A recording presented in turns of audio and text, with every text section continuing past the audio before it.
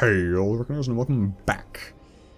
You enter a large room. Various bits of wooden debris are strewn untidily across the floor. A prominent set of steps leads upwards at the rear of the room, and there are some steps leading down. The room is deathly silent, and neither exit provides clues on where you should go next. In one corner is a crude wooden desk with a box on it. Nearby is a wooden bench, suitable for resting. Let's rest on the bench. First things first. Sit on the bench and rest. We have no provisions, which sucks. Let us investigate the box on the table. You approach the desk and open the box. There's a key within the box, which you take. Actually, do I have Okay, I have one resurrection stone left. There's a key. Okay, we got the key. Oh, so we have... Oh! I just realized I had completely forgotten. You guys were screaming at me probably last episode. I skipped talking to the narrator because I didn't want to buy anything. I forgot she gives you a Goram Zagor's key. Dang it. I feel like an idiot. We're gonna go, climb the steps up. God dang it. Oh, these things are horrible. These paintings are just the worst. Reaching the top of the steps, you enter into a musty burial chamber. Tombs line the chamber, giving an intense sense of claustrophobia, and there are strange carved faces on the wall, whose eyes seem to follow you around the room. Etched into the wall is the word Zagor. To the north are more steps that lead upwards. To one side of the chamber there's an ancient dusty book on a stone plinth. Zagor's family must be entombed here. I'm not sure I like it in here. Suddenly, you feel a rumbling which becomes a violent shaking. Bursting through the rock are grotesque, reanimated giant worms. Part of their flesh have decayed, and they have a grey, sickly skin. They are cryptworms, revived to protect the resting place of Zagor's ancestors. You draw your weapon and prepare to fight. Let's see what nasty tricks you have. Poison strike. Skill 8 is what you have. I will 7 out of 5. I win! And you are poisoned. Fantastic. I will allow it. Something hit here, right? Did something just spit acid at me? I don't want to move into striking range of two of them. Let's move over here. See what happens. Okay. That's what happened. What if I just wait it out? What happens? Okay. Well, that's not good at all. Let's move here. Okay, we're kind of safe. Gotta attack here. Ow. Oh wait, oh, it grabbed. Interesting, okay. Missed the poison strike. What a pity. Let's move here? What do you hit? I forget. Okay. That's fine. Hit in the back. Oh crap, what do you do? Oh crap, I'm forgetting everything. Just attack. Grabbed. God diggity dang. Do, left slash. Crap. Move here. Just jab him with the spear. It's easier than anything else. Now you can do the far attack. Right? No! I'm an idiot. Okay, now you're gonna attack over me or to the side. You can't hit right in front of you, right? I'm pretty sure they just can't do it. I think I just own him now. Yeah, you're dead. That could've gone a lot better. Also could've gone a lot worse. With an eerie moan, the cryptworms cease moving and fall to the ground with an earth-shattering crash. You put your weapon away and decide what to do next. You could either examine the book or leave before you may encounter some other creatures. Read the book! You approach the book and brush the dust off the cover. It reads, "Those who would challenge Zagor." It's a useful book. You open the book and read the first page. Inside these pages are the names of those foolish enough to challenge Zagor. All have failed. None shall defeat the ruler of Firetop Mountain. So many names. I guess we should all be thankful for their contribution to a heroic cause. These are other players, like probably... These are real players pulled from Steam, I'm imagining. That's cool. Oh, those are the Kickstarter backers. Never mind. That is still cool. I wonder if I could have attacked that room, or that thing in this scenario. I bet not. You enter another chamber. This one seems rather plain, but your keen eye does notice the scorch marks on the floor. Suddenly, there's a spark, followed by an intense pillar of fire. It burns brighter and brighter, emitting an intense howl from deep inside. The flames begin to dissipate, and standing in their place is a terrifying hellhound. It snarls at you menacingly, with its jet-black fangs bared before leaping at you to strike. I do not get along with puppers in this game, apparently. Okay. Come at me, bro. Ow! Crap. Stupid bad dog. I'm on fire, you dick. I'm burning alive. I have the skill aground, Anakin. Yes. I will end you, puppers. Unless you roll really well, which you don't. Okay, we win. But, good God. With a monstrous roar, the demonic hound slumps to the ground, dead. Seconds later, its body turns to gray and becomes ash, which scatters to the wind blowing in the room. You search the area, but unsurprisingly find nothing of value. You decide to continue on quickly, in case something else appears. 3 stamina, just where I want to be. Which way will I go now? Let's go up the steps. Because that looks friggin' cool. The narrow staircase... This looks less cool. The narrow staircase is cut into the rock, and there are about 20 steps leading up. At the top of the steps, a passageway leads you into a large open chamber. This chamber stinks of putrefying flesh. The smell is so bad that you are tempted to turn back. 3 bodies lie in the chamber. You may either search the bodies or tiptoe quietly through the room. We cannot take any risks. Tiptoeing through the room, you climb up a narrow staircase, ending up at the top of the stairs in a passage. Although a strength potion would have been good. It looks as though it leads out of this area. The whole experience seems rather anticlimactic. I agree, but that's the situation we find ourselves in. I think I should press on and find this warlock. You begin to have second thoughts. No! No, I don't. I would have died, I know it. At the top of the stairs, the passage turns sharply to the east. As you pause to get your bearings, you hear a creaking in the rock behind you. You spin around in time to see a heavy portcullis drop down to seal off the passageway behind you. Aha, a bench. Sit down and rest. Sit down and frickin' rest. Wish I had provisions, but whatever. That was much needed. What is this? Stepping into a tall, pillared room, you are stunned by its centerpiece. In the middle of the room stands a large, intricate glass globe. Inside the globe appears to be a complex maze, constantly twisting and rotating. As you look closer, there seem to be tiny figures inside the maze. That is one of the most beautiful things I have ever laid my eyes on. The maze seems to get larger before your eyes, and an intense light suddenly begins to shine. Before you know what is happening, the dazzling light has completely overwhelmed you. You feel dizzy and collapse to the floor. The bright light that surrounds you fades, and you appear in a square-shaped room paved with strange purple flagstones. You feel lightheaded and highly disorientated. Strange crystalline structures surround you, and you have a distinct feeling that you are now, somehow, within the strange globe you encountered, as many of the features around you match those that you saw. Shaking off your disorientation, you decide to take a look around. There's an archway to your left, and beyond it, you can see some steps leading upwards. There is also a crystal plinth situated next to the archway. That looks interesting. The only exit from the room seems to be a large archway facing you. Let's investigate the plinth.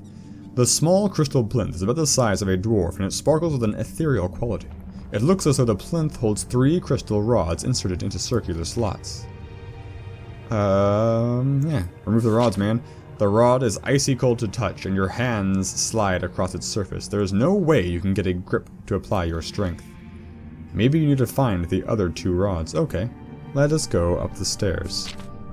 As you step through the archway to climb the stairs, you feel a searing pain in your mind. It feels like someone has stabbed a red-hot poker into your skull. You stagger backwards, clutching your head. 3 stamina, screw you! You know better than to attempt that again. The only exit out of this room seems to be through the archway. You come to a crossroads with paths leading off in all directions.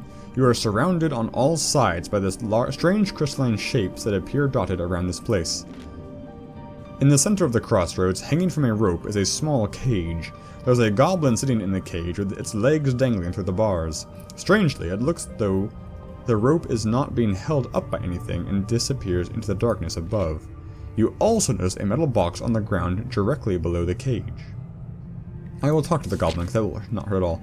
You look up towards the cage. The goblin begins humming some kind of tune. This creature either can't hold a note or this is the worst tune you have ever heard. What is that terrible tune? The goblin looks down at you and you hear a ghastly noise coming from its throat. Within seconds, your face is covered in some kind of thick goblin mucus. You wipe it away with the back of your hand. Try not to gag as you do so, as the smell is unbearable. It's my shift to sit in the cage and hold this crystal thingy. Ain't much fun, I can tell ya. Sat here hours after hour waiting for the next sucker to venture into Master's maze. Pausing for a moment, the goblin is clearly thinking hard. I thinks the others keep making it my shift just now. Yeah, they're jealous because I'm smarter than they is. This only raises more questions, but you hold your tongue. The goblin starts to swing its legs back and forth, which makes the cage start to rock forwards and backwards. Ask the goblin to throw down the crystal. You must be joking. Maze Master wouldn't like that. You need to find another way to get me down. This box below me is a good clue. Examine the box. You bend down on one knee and examine the box. It is fixed into the purple pavings on the floor and has a carved hole in it with a small notch carved in the top of it. It looks as though something could be slotted into it. Perhaps this will help lower the cage above. If you don't have it, the things you need have a bit of a wander. The goblin shouts down from above. Okay. Let's find a thing. Let's go south. Shake things up. This corridor is a T-junction. More south. More south. Okay, let's go east. Dead end. Go west. I wish I could just jump around, like, make multiple moves at once. That'd be convenient. Aha, not a dead end yet. But surely it'll end in a fight. As you walk into this small room, you can hear crying. On the floor in front of you, on the floor in front of you, can see a large shape which looks like an ogre lying on its back. It is either sleeping or dead. Laying across the top of the ogre with their back to you is a someone or something dressed in orcish armor. The sobbing and wailing appears to be coming from them. Let's examine them more closely. You carefully walk around the creatures. On closer inspection, you can see that this is definitely an orc of some description, and they are very upset. The ogre appears peaceful, and apart from blank open eyes and a swollen tongue hanging from his maw, you would assume that it was sleeping. The orc senses your presence, but it is too mournful to care about you. I will ask what the problem is. You ask what the problem is, and whether you can help. The figure turns around, and you can see that this is a young orc, his eyes red and puffy, tears rolling down his cheeks. She is gone. Completely dead. I told them orcs that she was not well enough to enter this stinking maze. They pushed her too far this time, he says through muffled sobs. You suddenly feel very sorry. You suddenly feel sorry, these wretched creatures. Obviously, the ogre meant something to this orc. I will give some money. Your sudden compassion compels you to throw a coin in the direction of the orc. He catches the shiny prize and chokes back a few tears. That is very generous of you, he mumbles. For your kindness, I will give you some knowledge that I know. He stands up, wiping away the tears. I suppose you are here for the master's treasure. I hear a key for that is found in the scary dead place. A nasty dead white creature stole it from us once. Oh, and you might be needing this. The orc throws you a strange metal object.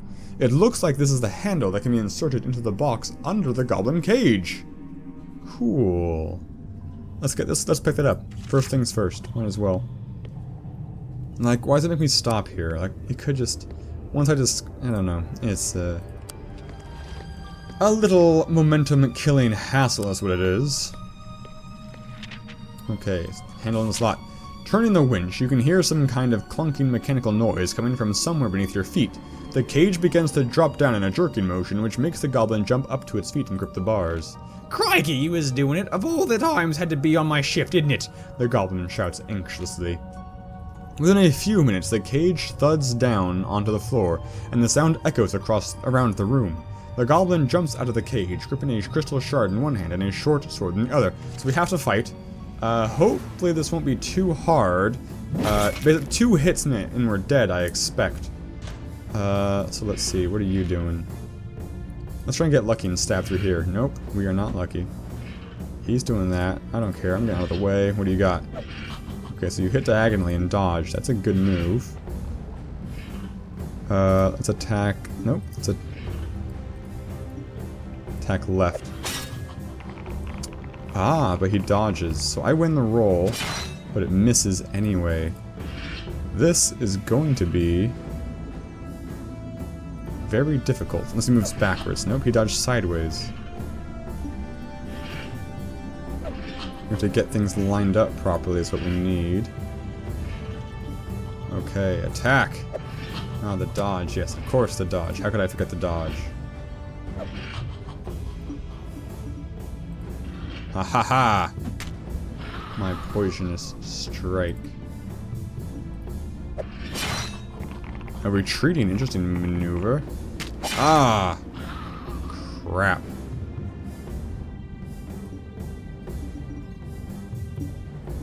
Just attack it. He can't hit me from there. As far as I know. Oh, my left slash is no good.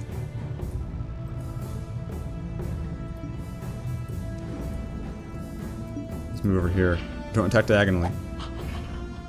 Cool. Okay, try left slash now. Oh, left slash now. Ah, crap. Okay, we rolled well. But it's all for naught. Can we do a poison strike? Yes, we can! I think we got this in the bag. Yes. Okay, we are triumphant. But still, not good.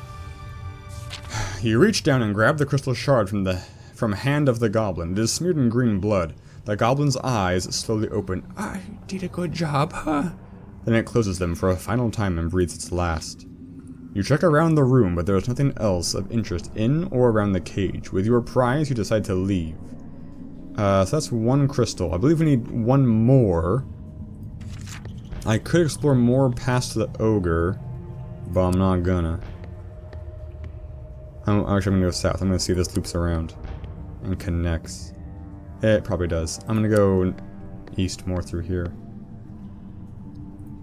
Oh, it's gonna be a dead end. Oh, no, no, no, no, no, no, no. I do not like this room at all. The pathway enters a small room and continues at the far side through a large archway. As you walk into the room, the ground beneath your feet begins to shake. From either side of you, 4 large, ghostly white hands loom out of the darkness. You are in danger of being trapped by ghostly hands. Run! Run! As you run through the gap between the rapidly encroaching hands, you can feel their impeding icy coldness. Just as it appears they are about to grab you, they stop. As you stand there in shock, they suddenly fade away into small wisps of white smoke.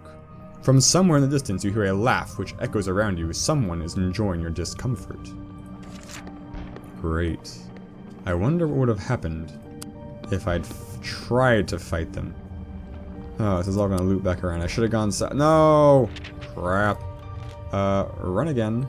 Run again! You run as fast as you can, but the ghostly hands are faster than you are. One of them grips your corporeal form, and your whole body feels icy cold as it begins to squeeze you. We die. We friggin' die. Okay, let's use our last stone. Where are we? Okay, we're in this crap. I wish I could just skip. It's not easy to skip. Blah, blah, blah. Examine. Oh no! I didn't want to climb the stairs. That's what I get for trying to skip stuff. It's crap. Also, it's random. God dang it, there's no goblin here. Oh, god dang it. We're just gonna die again. It's gonna be short. So, I'm just gonna start sandbagging now. In the likely event that I die, that will be the end of this LP, I think. Based off of your comments below, I will try again, because I am definitely going to be playing this more on my own. I'm going to beat this game at least once with some character. I don't know that I'll play it enough to actually get 23. I'd like to think that I will. Talk to this guy later. I don't want to talk to him now. Blah, blah, blah. What's the terrible tune? Okay. Exam, blah, blah. He spit on me. So funny. Okay. So I'm gonna die here. And that'll be the end of the LP. Go through the gold. Great. Great. So yeah, unless you want to see more, I can try other characters. I can, do whatever you want. You, the purple flagstones, continue until they hit a brick wall ahead and disappear underneath. The only option is to go back west. So yeah, what I may do is I may just play until I feel like I can beat it consistently, and then record myself in a hopefully victorious run, or I can even do like a post-commentary thing like I do. You step into a room with only one exit. In the center of the room is a statue of Sindla, the goddess of luck and fate, much like the one found in the town square in Anvil. Examine it. Heal me?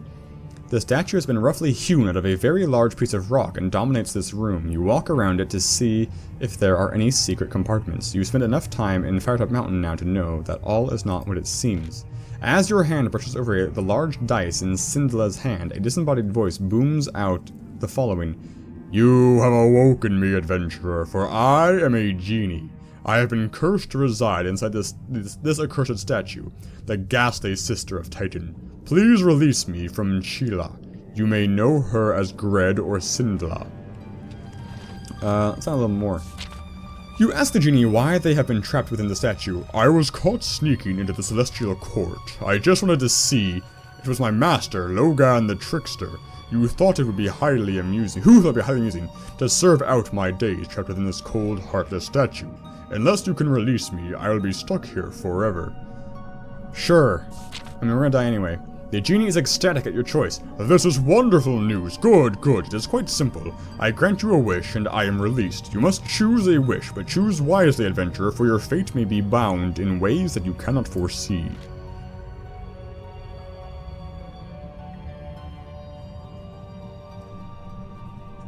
So all these sound good. I'm gonna go with strength, because I think strength is stamina. Your wish is my command. You wish to be as strong as a giant. That is only possible if you are a giant, below the genie. Sindla's statue begins shrinking before you, and then suddenly, with horror, you realize that it is you that is growing. Your body begins to fill the room quickly, and your head slams into the stone ceiling above you. Great. As quickly as you have grown, you begin to shrink again, back to your normal size, nursing a sore head. You can hear high-pitched laughter coming from the statue. Yes, I mean, realistically, if you hear a genie, just don't ever wish for the genie. You decide to leave this room as soon as possible. This genie is living up to its reputation of manipulating situations for its own wicked amusement. I just need to find... Oh, this better be one I can run away from. Nope, and we die. Well, game over. That's surprising to nobody. I'm really bothered that I can't save runs, because this one run was almost 2 hours long. Which sucks to have to commit to, especially for a recording session where I want to take breaks in between. Which, I mean, I guess I can pause it and take breaks in between, but I just wish I could save, quite frankly. I guess they really want you to not abuse saves coming your way to victory, though, which makes sense.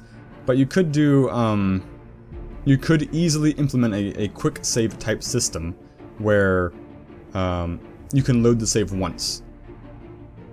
And anyway, I do like the game so far. I really like, the world seems very expansive. It definitely seems like it'll be really replayable with making different decisions.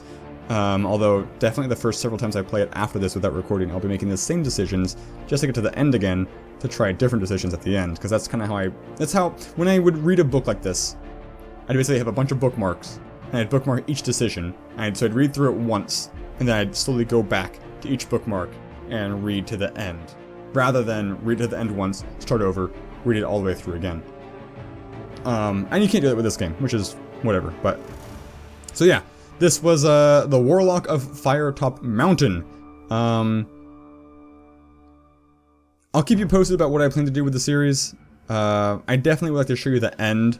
Who knows when that'll be. Could be quite a while. So, if you just want to see more failed attempts, let me know and I can do that immediately.